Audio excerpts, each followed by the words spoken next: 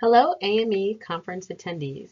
Welcome to the presentation titled Critical Pedagogy for the Development of Anti-Racist and Abolitionist School Counseling, delivered by Tianka Farrow, Sheldon Aaron, and Rochelle Joe of the University of Central Florida. The public school system in the United States exists in a way that can perpetuate inequity and oppression, resulting in inferior school opportunities and experiences for poor students and students of color. Systemic factors such as school funding and discipline policies shape access to high-quality education, resulting in educational disparities that affect students already marginalized by their circumstances. Rather than gaps in achievement, school policies and procedures have created gaps in opportunity embedded into U.S. educational systems. Among school personnel who can either contribute to or mitigate educational inequities are school counselors, who by profession are committed to the academic, career, and social-emotional development of all students. School counselors are social justice advocates who support students from all backgrounds and circumstances. School counselor educators and counselor preparation programs bear the responsibility of preparing school counselors in training to do this work, as stated in both the Code of Ethics governing counselor education and standards of accreditation upheld within the field. Although school counselor education programs incorporate cultural diversity and social justice into their curricula, there is a need to prepare future school counselors to advocate for equity through anti-racist and abolitionist approaches. To address this need, our presentation aims to identify and describe the methods of engaging in critical pedagogy in counselor education and describe anti-racist and abolitionist counselor education and school counseling.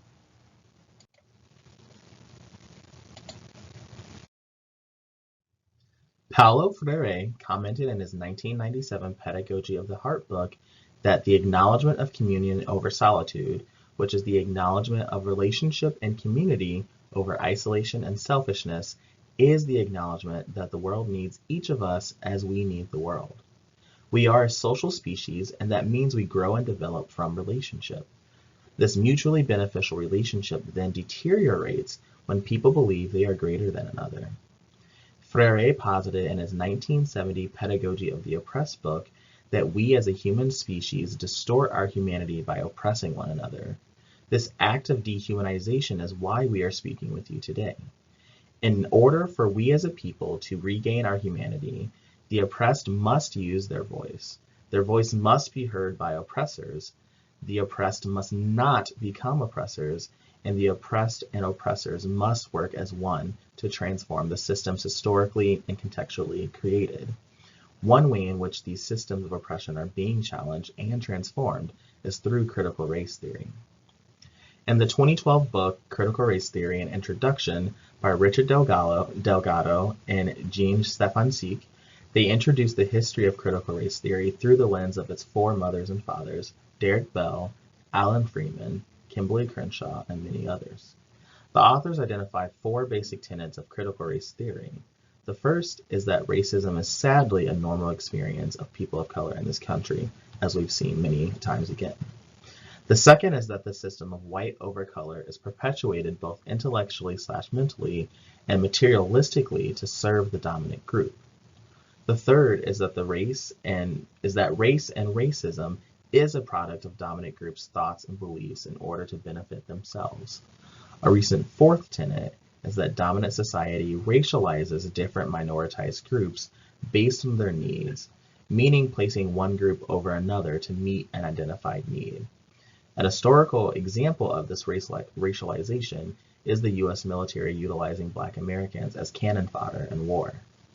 Lastly, a more recent tenet that has gained popularity through the writings of Kimberly Crenshaw is the recognition of intersectionality and its impacts on power and privilege in various complex ways. Intersectionality being the recognition of how one's social, cultural, and political identities intertwine to highlight different modes of discrimination and privilege one experiences. Since the foundation of critical race theory, various disciplines have begun to address the needs of the oppressed, one of them being education. In Bell Hook's 1994 Teaching to Transgress Education as the Practice of Freedom, she utilizes Freire's belief that we all need to be active participants in seeking and disseminating knowledge to truly be engaged learners as our foundation in formulating education as a practice of freedom from this system of oppression. Hook's book, alongside Freire's, Bell's, Freeman's, and Crenshaw's writings, all gave foundation to critical race theory as a pedagogy for education. Critical race theory within education addresses the four tenets I previously mentioned throughout curriculum.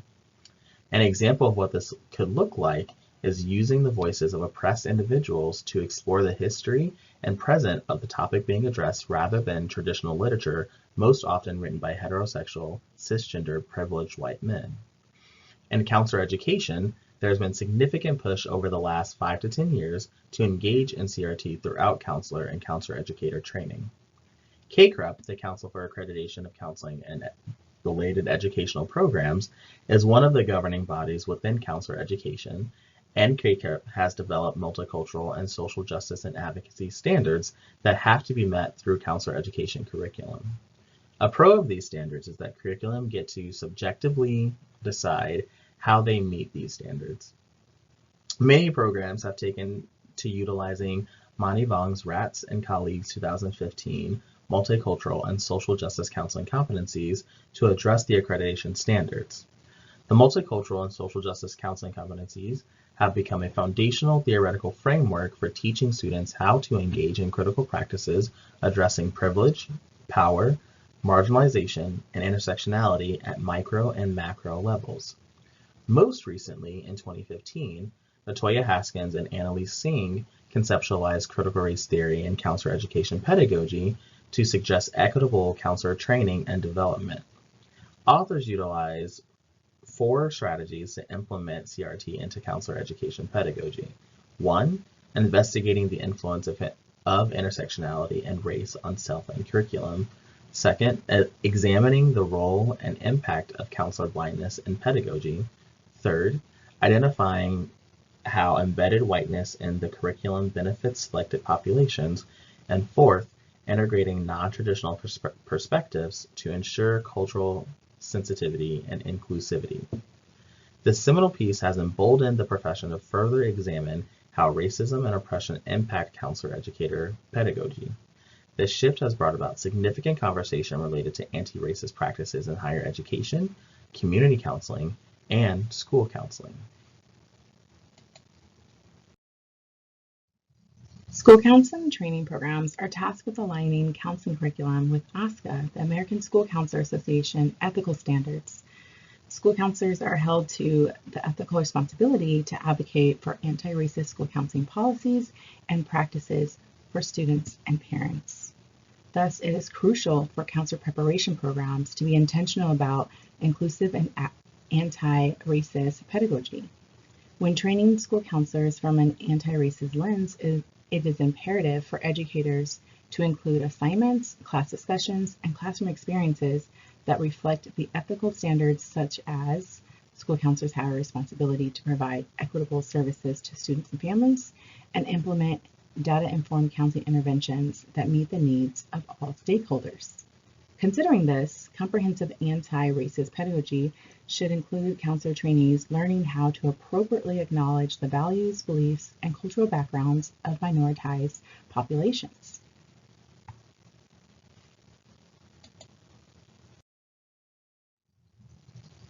When developing a comprehensive school counseling program, trainees must incorporate the 4 components of the ASCA National Model, 4th edition. The national model was developed to emphasize the expectation that school counselors will create systemic change, demonstrate leadership, collaborate with teachers, and advocate for equity for all students. When thinking about the assessment component, school counselors in training need to be prepared to appropriately assess program improvement, which include culturally responsive services that promote anti-racist school policies, counselor growth and development to provide services aligned with the needs of all stakeholders. An anti-racist approach will also include practicing self-awareness. As it relates to the management component for an anti-racist lens, Trainees should be prepared to evaluate multicultural counseling programs effectively. Furthermore, it is imperative for counselors to actively seek out multicultural training opportunities that foster social justice actions as a continuous process to enhance their understanding and commitment to advocacy and social justice concerns. The delivery component of the model includes direct and indirect student services. Counselor educators must provide training that assists counselor trainees with meeting the needs of historically underserved student populations and communities. Here are a few examples for counselor educators to incorporate in training programs to provide anti-racist counseling pedagogy. Facilitating difficult classroom discussions. When microaggressions appear in the classroom, it is recommended to integrate microinterventions such as intentional one-on-one dialogue that address offensive comments, exploration of bias, and encourage the microaggressor to evaluate attitudes and beliefs towards minoritized populations. Moreover, one of the core tactics outlined by scholars indicates that educators should model how to highlight the difference between good intent and harmful impact. Secondly, counselor educators can assign projects like cultural scrapbooks. This provides an opportunity for students to learn more about a cultural group by researching the history and background of the cultural group and including counseling considerations. To enhance the learning process and reflection process, immersion projects can be assigned where students are actively involved in the community and using their voice in solidarity to advocate for systemic change.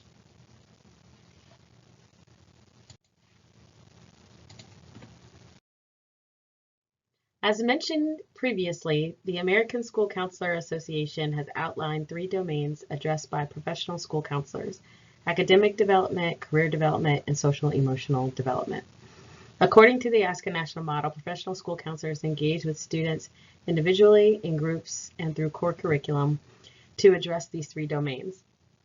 Anti-racist and abolitionist school counselors do so with an understanding of the systemic barriers that can affect the holistic development of students in schools.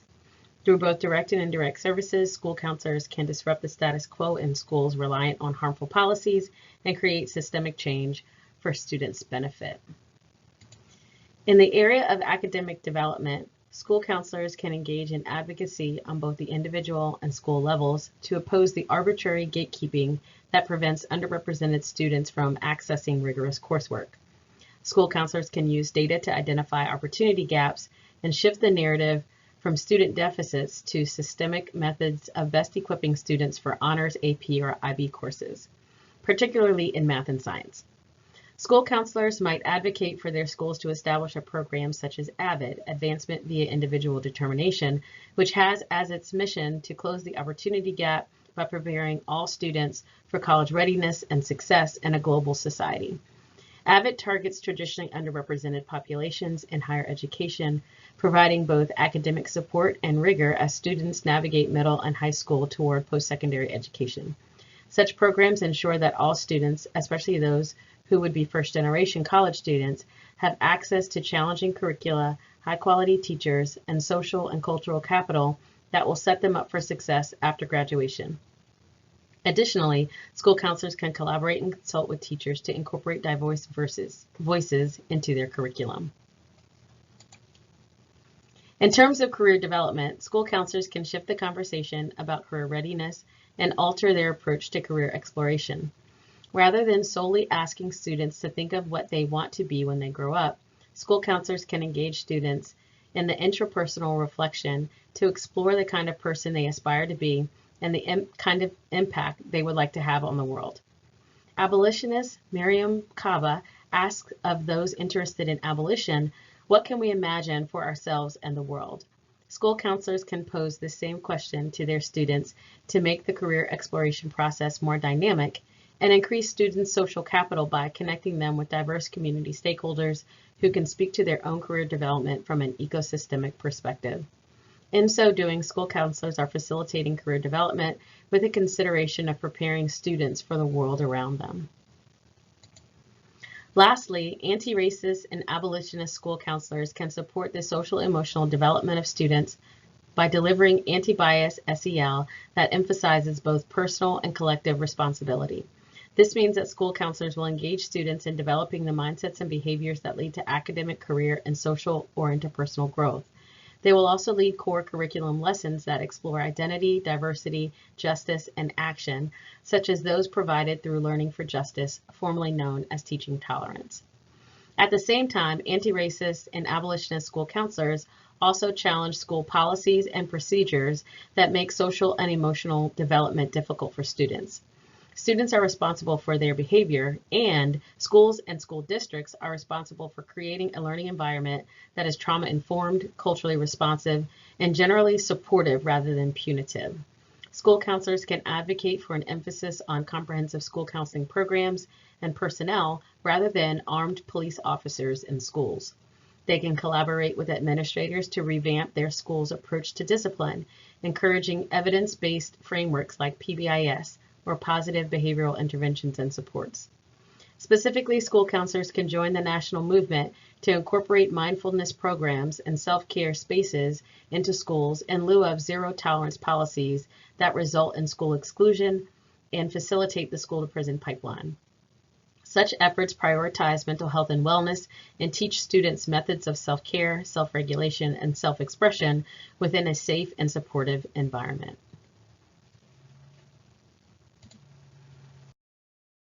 To summarize, using the words of Angela Davis, quote, schools can be seen as the most powerful alternative to jails and prisons. Unless the current structures of violence are eliminated from schools and impoverished communities of color, including the presence of armed security guards and police, and unless schools become places that encourage the joy of learning, these schools will remain the major conduits to prisons. The alternative would be to transform schools into vehicles of decarceration, unquote. By engaging in the strategies mentioned above, school counselors act as disruptors and change agents to address the systemic barriers to student development. Abolitionist and anti-racist school counseling requires the critical usage of data to challenge long-held narratives about students' behaviors, potential, or achievement. Here, hip-hop activism and transformative justice can inform practice through counter-storytelling that places value on students' cultural context and leads to the rebuilding of an educational system where students have everything they need and concerns are addressed without relying on structural forms of oppression or violent systems that increase harm. This is the goal of anti-racist and abolitionist school counseling. Thank you for viewing this presentation. We look forward to talking with you about this topic during the conference proceedings.